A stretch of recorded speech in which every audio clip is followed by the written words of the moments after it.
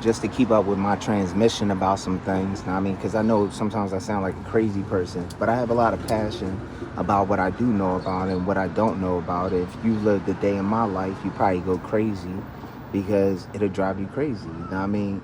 So, at my job and whatnot, what I notice is that the strategy of some people is that they want to rouse everybody and, you know what I'm saying, just to mess with your identity, just to be inappropriate to you. And it's crazy because as a black man, all they wanted me to do is be about sex for their women so that they could use it against me as a black man. Like literally, you'll notice that, like for real, it's always sexual manipulation about a black man's life. Now, I mean, so that you can make the wrong mistake. And a lot of people don't even notice that part. Like, so it's like I fell with a lot of women that were black, like me, and because of the fact of the sexual manipulation, but I was always suspicious that the sexual aspect of my character or who I was as a person was being used against me. And then if you knew me personally, you would know about the details that point to a man that was very much so isolated on purpose to the causation of suicide.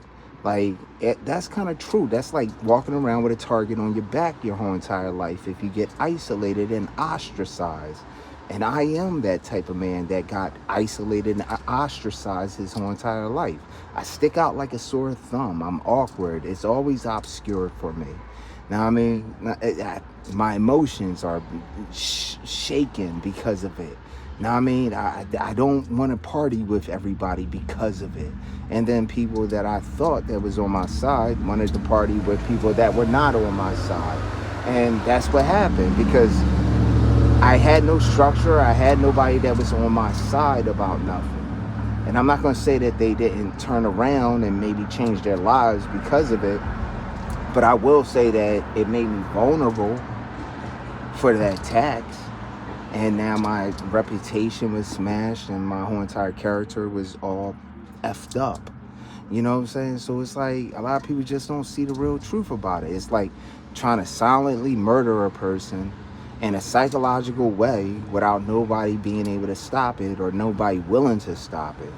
And I reached out to my God based on it, and I'm not going to speak too much on it, but I said that, it really deals with them playing with my lifestyle as a black man, with them playing as my identity as a black man, and I prayed to my God based on it.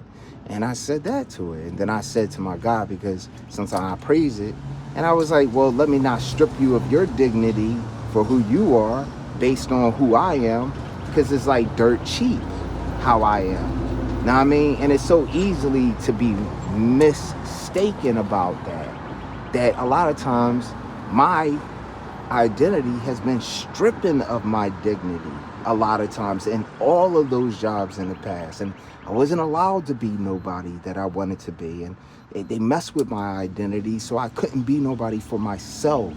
And then they say, hey, nigga, just be who we want you to fucking be so we can lock you the fuck away for the rest of your shitty life. And that's basically my interpretation or my adaptation of life or imitation of life. That's what my life was really like. Like, hey, nigga, just be who we want you to be so we can lock you the fuck away.